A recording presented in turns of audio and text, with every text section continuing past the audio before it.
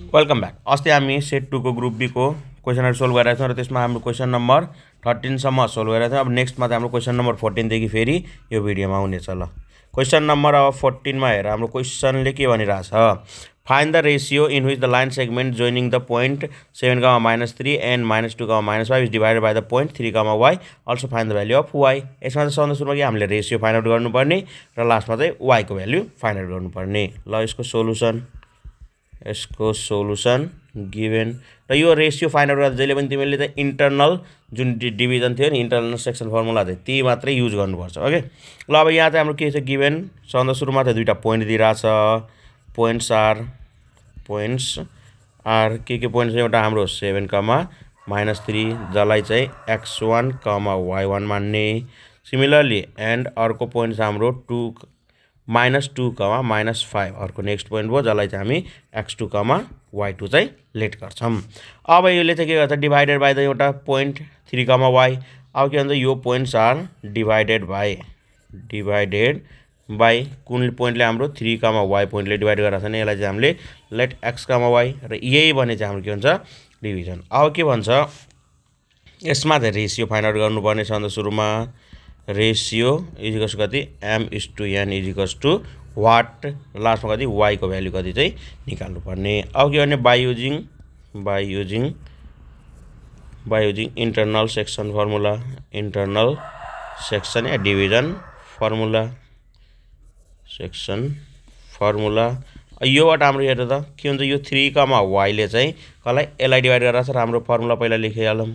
Formula भनेको कति हुन्छ हाम्रो x, y इजिकल्स टु के हुन्छ हाम्रो m1 x2 प्लस m2 भन्दा नि यहाँ n छ है, यसलाई m1 र m2 नै मानौँ है। m1 m2 गर्दाखेरि m1 x2 र अर्को m2 x1 divide by m1 plus m2, अर्को के छ हाम्रो यहाँनिर m1 y2 plus m2 y1 divide by कति, m1 प्लस m2 चाहिँ हाम्रो इन्टरनल सेक्सनको फर्मुला चाहिँ हुन्छ। अब यो सबै भ्याल्यु राख्दै जाऊ। हाम्रो x, y चाहिँ कति छ, x, y भनेको 3, y इजिकल्स टु m1 निकाल्नु पर्ने। m1 जस्ताको त्यस्तै x2 चाहिँ हाम्रो कति, -2 भने चाहिँ कति, माइनस अगाडि राखिदिए, यो चाहिँ डाइरेक्ट लेख्दै -2 कति भयो, m1 भयो। सिमिलरली हाम्रो m2 जस्ताको त्यस्तै x1 कति छ हाम्रो 7 भने चाहिँ कति, प्लस नै भयो, प्लस 7 m2 अनि whole divide by m1 plus m2 अनि फेरि m1 हाम्रो जस्ताको त्यस्तै y2 हेर, y2 भनेको -5 भने चाहिँ -5 m1 भयो। अनि फेरि हाम्रो y1 भनेको -3 छ भने चाहिँ -3 m2 चाहिँ हुने भयो, divide by m1 plus m2। अब यहाँनिर हाम्रो जसले डिभाइड गर्छ त्यसबाट हाम्रो कुन चाहिँ थाहा छ, त्यसलाई चाहिँ इक्वेट गर्ने भने चाहिँ x कम्पोनेन्ट थाहा छ भने इक्वेटिङ द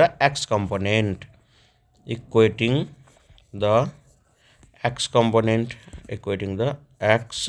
कम्पोनेन्ट, ल अब यो x कम्पोनेन्ट हामीले इक्वेट गर्दाखेरि चाहिँ रेशियो आउँछ, त्यो भनेको कति, 3 इजिकल्स टु -2 m1 प्लस कति, 7 m2 whole divided by m1 plus m2 चाहिँ हुने भयो। क्रस मल्टिप्लिकेसन चाहिँ कति हुन्छ, 3 into m1 plus m2 दुईटालाई multiply गर्नु 3 m1 प्लस कति हुन्छ, 3 m2 that is equals to -2 m1 plus 7 m2 यति हुने भयो।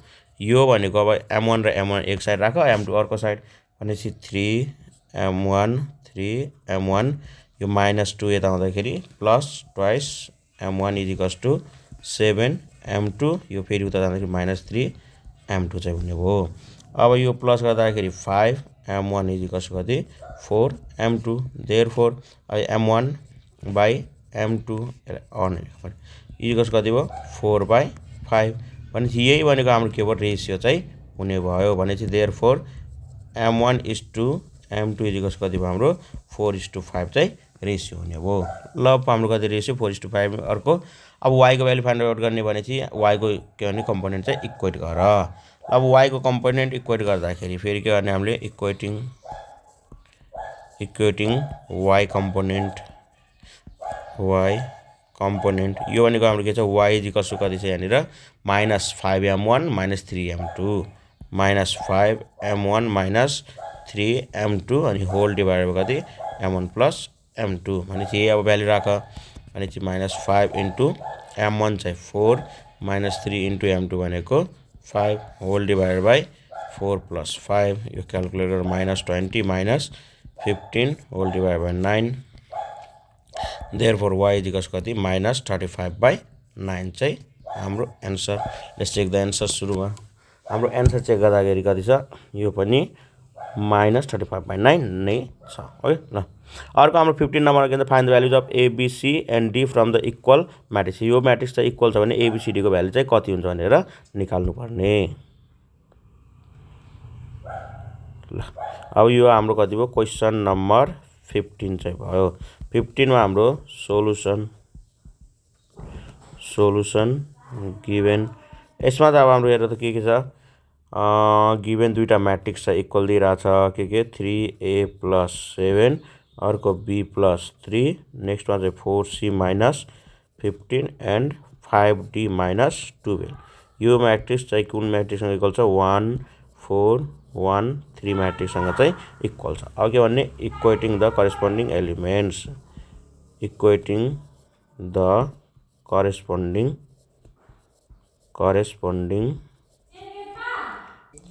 Equating the corresponding elements. अब हाम्रो करेस्पोन्डिङ एलिमेन्ट्सहरू चाहिँ इक्वेट गर्दाखेरि हेर त, सन्दा सुरु कति 3a + 7 = 1 भयो। यसलाई सुरु गर्दा 3a = 1 - 7 र a = कति -6/3 देयरफोर a को भ्यालु चाहिँ कति आयो हाम्रो -2 चाहिँ। नेक्स्टमा सिमिलरली b + 3 = कति छ हाम्रो 4, b = कति 4 - 3 देयरफोर b = चाहिँ 1 आयो। अर्को चाहिँ हाम्रो 4c - 15 = 1 अनि 4c = 1 + 15 और c = 16/4 यो भनेको हाम्रो देयरफोर c भनेको कति 4 चाहिँ। लास्टमा हाम्रो d को हेरेर त यो 5d - 12 = 3 र 5d = 3 + 12 देयरफोर d भनेको कति 15/5 यो भनेको हाम्रो कति आउँछ 3 भनेपछि लास्टमा चाहिँ हेरेर a को भ्यालु -2 b को भ्यालु 1 c को भ्यालु 4 र d को भ्यालु 3 र सेम एन्सर पनि सेम छ। अब अर्को हाम्रो क्वेसन नम्बर 16। क्वेसन नम्बर 16 को लागि यसको लागि त हामीले टेबल बनाउनु पर्छ। Solution given.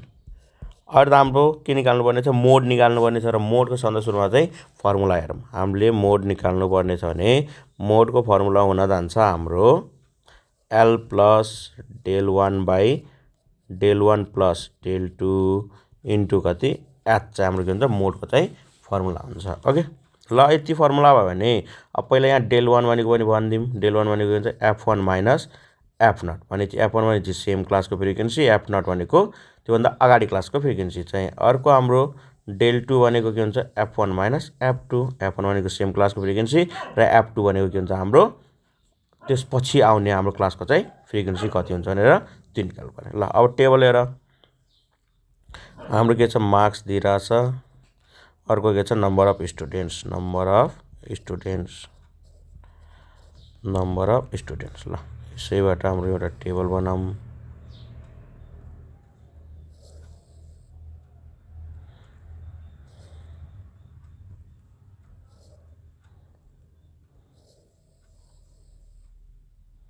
ल यति बनाउँदाखेरि अब हाम्रो के छ 0 to 10, अर्को हाम्रो 10 to 20, नेक्स्टमा चाहिँ 20 to 30, अर्को 30 to 40 एन्ड द लास्टमा चाहिँ कति छ 40 to 50। र यो नम्बर अफ स्टुडेन्ट्स भनेको हाम्रो फ्रिक्वेन्सी 0 to 10 चाहिँ आउने कति 3, 10 to 20 आउने भनेको 6, यो भनेको 8, यो भनेको 5 र यो 2। अब के गर्ने हामीले मोडको लागि चाहिँ हाइएस्ट फ्रिक्वेन्सी जसको हुन्छ त्यही भनेको हुन्छ त्यसको क्लास चाहिँ हुने गर्छ। भने चाहिँ हाइएस्ट फ्रिक्वेन्सी हेरेर त यो 3, 6, 8, 5 र 2 मा हाइएस्ट फ्रिक्वेन्सी कति छ हाम्रो 8 इज द हाइएस्ट फ्रिक्वेन्सी र यसको हाम्रो क्लास कति, यसको क्लास कति हाम्रो 20 to 30। भनेपछि सन्दा सुरुमा के भन्ने since the highest frequency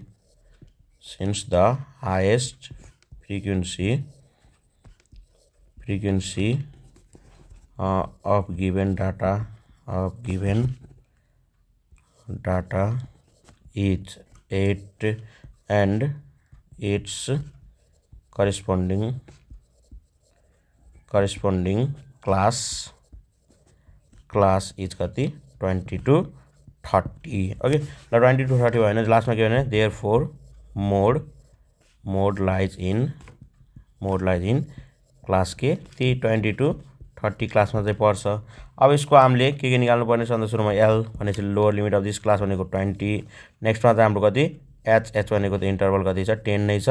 नेक्स्टमा F1 भनेपछि सेम क्लासको फ्रिक्वेन्सी 8, F0 भनेको हाम्रो कति त्योभन्दा अगाडि क्लासको फ्रिक्वेन्सी कति 6, यो भनेको F0 भयो, यो भनेको F1 भयो, यो भनेको F2 भयो। सिमिलरली F1 भयो, अर्को F2 भनेको हाम्रो कति 5 चाहिँ हुन गयो। र त्यसको लागि डेल 1 क्याल्कुलेट गरिदियो भनेपछि F1 माइनस F0 भनेपछि 8 माइनस 6 भनेको 2। सिमिलरली डेल 2 भनेको F1 माइनस F2 क्याल्कुलेट गर्दाखेरि 8 माइनस 5 भनेको कति 3। ल फर्मुला युज गरिदिने लास्टमा therefore mode is equals to कुन formula L plus del 1 by del 1 plus del 2 into कति एचको फर्मुला। यो भनेको 20 प्लस डेल 1 भनेको हाम्रो कति छ 2 बाई यो 2 प्लस 3 इन्टु एच भनेको 10, यो 20 प्लस 2 बाई 5 इन्टु 10, यो 5 हुन्छ 5 2 जा 10, यो भनेको 20 प्लस 2 2 जा कति 4, र यो क्याल्कुलेटर 20 प्लस 4 भनेको कति 24। लास्टमा देयरफोर हाम्रो मोड भनेको कति भयो हाम्रो 24 इज द एन्सर। ओके ल अब हाम्रो लास्ट क्वेसन एउटा क्वेसन नम्बर के 17 नम्बरमा हाम्रो चाहिँ ट्रान्सफर्मेसन एउटा सोधिने क्वेसन सोलुसन गिभेन। यसको लागि हाम्रो क्वेसन तल सारौँ ल। यसको लागि चाहिँ हाम्रो के छ ल, यसको लागि हेरेर त हाम्रो क्वेसन के छ वेट, यसको क्वेसन हेरेर त के भन्छ हाम्रो the coordinates of the body of the triangle ABC को coordinate A2, 3, B6, 4, C2, 6 reflect triangle ABC on Y एक्सिसमा रिफ्लेक्ट गर्दाखेरि त एक्स हाम्रो के भन्छ negative value and draw the graph of the triangle ABC and its image and triangle एउटैमा चाहिँ हामीले बनाएर चाहिँ सो गरिदिने। ल यसको लागि चाहिँ हामीले सधैँ सुरुमा चाहिँ के गर्नु पऱ्यो गिभन कोअर्डिनेट्सहरू चाहिँ द कोअर्डिनेट्स अफ के ट्राइङ्गल एबिसी आर के दिइरहेछ ए दिइरहेछ 2, 3, similarly B is given as 6, 4 and लास्टमा चाहिँ सी कति छ 2, 6। ल यति छ भने अब यसलाई चाहिँ हामीले के गर्नु पर्नेछ reflection on Y axis reflection गर्नुपर्ने छ अन कुनमा वाई एक्सिसमा चाहिँ is equals to what since के भने वी नो द्याट कुनै पनि पोइन्ट पी जसलाई चाहिँ एक्स वाई पोइन्ट भयो भने त्यसलाई चाहिँ के गरिरहेछौँ रिफ्लेक्सन गरिरहेछौँ र कुन एक्सिसमा हाम्रो वाई एक्सिसमा चाहिँ रिफ्लेक्सन गर्दाखेरि यसको हाम्रो इमेज पी ड्यास चाहिँ कति आउँछ माइनस एक्स वाई चाहिँ आउने हो। अब सिमिलरली यहाँ गरिदिउँ सिमिलरली अब ए हाम्रो कति छ 2, 3 यसलाई सेम त्यही रिफ्लेक्सन वाई एक्सिसमा गर्दाखेरि ए ड्यास चाहिँ कति हाम्रो छ माइनस 2, 3। नेक्स्टमा चाहिँ बी कति छ हाम्रो 6, 4 यसलाई पनि सेम रिफ्लेक्सन वाई एक्सिसमा गर्दाखेरि बी ड्यास चाहिँ कति हाम्रो आउँछ 6, 4 एन्ड द लास्टमा चाहिँ सी कति 2, 6 जसलाई चाहिँ रिफ्लेक्सन अन वाई एक्सिस गर्दाखेरि सी ड्यास चाहिँ हाम्रो माइनस यो 6, 4 माइनस 6, 4 चाहिँ हुन जान्छ र यो माइनस 2, कति 6 चाहिँ हुन गयो। ओके ल अब यति भएपछि अब यसलाई चाहिँ हामीले के गर्नु पऱ्यो ग्राफमा चाहिँ प्लट गर्नु पऱ्यो।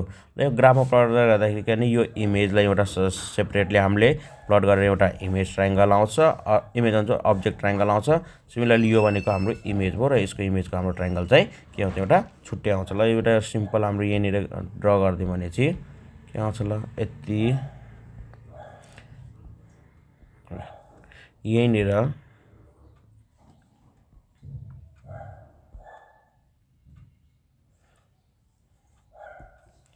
ल यसमा हेर त एउटा यो ग्राफ प्लट गर्दाखेरि सबभन्दा सुरुमा कति छ हाम्रो 2, 3 भनेपछि यो 1, 2 हाम्रो 3, 4, 5, 6 भनौँ यता पनि हाम्रो नेगेटिभ 1, 2, 3, 4, 5, 6 अर्को चाहिँ हाम्रो के छ वाई एक्सिसको त हाम्रो यो पनि 6, 1, 2, 3, 4, 5, 6 र वाई एक्सिसको रिफ्लेक्ट गर्दाखेरि चाहिँ यतै आउँछ इमेज। जस्तो हाम्रो यसको पहिला हाम्रो अब्जेक्ट हेरौँ A 2, 3 चाहिँ 2,3 भनेपछि यो पोइन्ट भयो, यो ए 2,3। अर्को बी भनेपछि कति 6,4, यो 6,4 भनेपछि यो point, this is B point. And अर्को 2,6 2,6 यो भनेको सी पोइन्ट। अब यसलाई जोइन गरिदेऊ, यो जोइन गर्दाखेरि अर्को सीसँग जोइन गर, यति हो। यो जोइन गर्दाखेरि यो के भयो हाम्रो अब्जेक्ट आयो, यो एबिसी अब्जेक्ट आयो। यसलाई चाहिँ ठ्याक्क हामीले अब प्लट गर्दाखेरि ए ड्यास कति छ -2,3 भनेपछि यो पोइन्ट भयो, यो भनेको ए ड्यास भयो। सिमिलरली बी ड्यास भनेको -6, कति 4 चाहिँ -6,4 भनेपछि यो बी ड्यास। अर्को लास्टमा चाहिँ -2,6 भनेको यो पोइन्ट हाम्रो के भयो सी ड्यास।